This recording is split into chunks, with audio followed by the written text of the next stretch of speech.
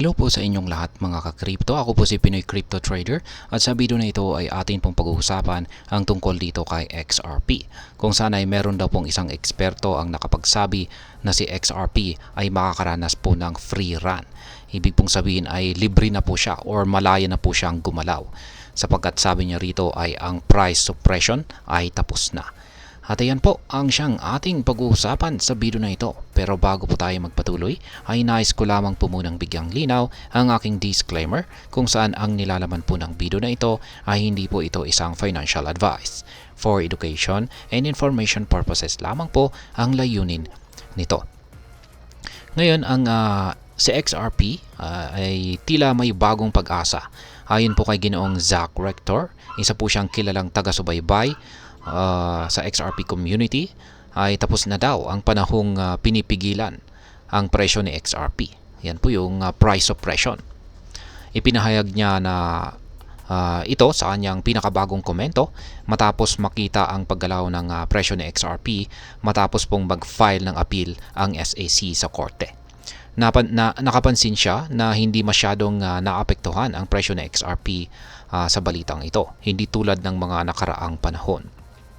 Ngayon ay ano ang nangyayari sa presyo ni XRP?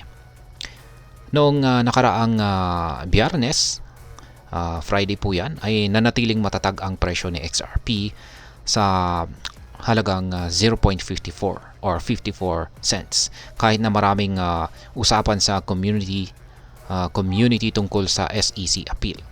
Sa kasalukuyan ay ang presyo ni XRP ay nanatili sa presyong 0.54 kung saan ay walang malaking pagtaas o pagbaba. Ang katatagang ito ay malayo sa mga nakaraang pagbaba ng presyo tuwing may legal na aksyon ang SEC. Ngayon ay ano ang ibig sabihin ng stability ng presyo ni XRP? Noong October 2, si XRP ay nasa peak or pinakamataas na presyo nitong 0.6058. Ngunit bumaba po ito sa presyong 0.5101 noong October 3 matapos ang desisyon ng SEC na mag-apila. Gayunpaman ay bumalik agad ang presyo ni XRP noong October 4 kahit na nagpapatuloy ang apila ng SEC sa Second Circuit Court. Samantala noong taong 2020, ang unang lawsuit ng SEC ay nagdulot naman ng mas malaking epekto. Noong December 20, 2020, ang presyo ni XRP ay nasa 0.5678. Ngunit bumagsak po ito ng 61% sa presyong 0.2214 pagsapit po ng December 23. Ang pagbaba po ay nagpatuloy hanggang sa presyong 0.1748 sa pagtatapos po ng buwan ng December. Ngayon ay ano ang ibig sabihin ng suppression is over? Ayon po kay Ginoong Zach Rector, ang hindi pagbaba ng presyo ng XRP noong Friday or Biyernes ay nagpapakita raw po na tapos na ang panahon ng price suppression. Walang dahilan umano kung bakit hindi makakasali sa XRP sa bull market na ito. Lalo na mas malinaw na ang legal na status, lalo na po at meron na po itong malinaw na legal status. Hindi rin daw inaapila ng SEC ang ruling na hindi security si XRP. Kaya malinaw na dapat po itong sumikat. Ngayon, ano naman po ang aking masasabi tungkol dito? Mukhang may magandang pagkakataon si XRP na tumaas ang kanyang presyo.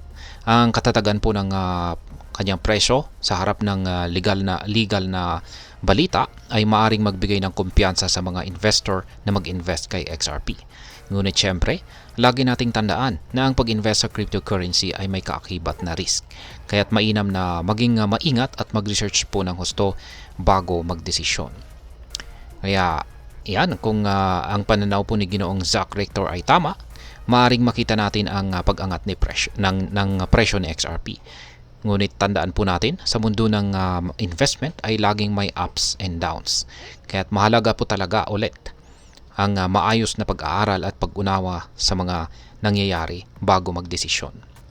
At hanggang dito na lamang po tayo sa video na ito mga ka-crypto. Sana po ay inyong nagustuhan ang aking paliwanag sa video na ito. Kung inyo po itong nagustuhan, pakiclick lamang po ang like button nito. Para naman po sa mga bago lamang dito, kayo po ay aking inaanyayahan para mag-subscribe.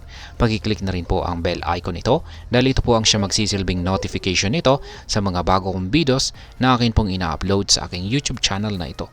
Marami pong salamat sa panonood. Ingat po tayo lagi at God bless po sa ating lahat.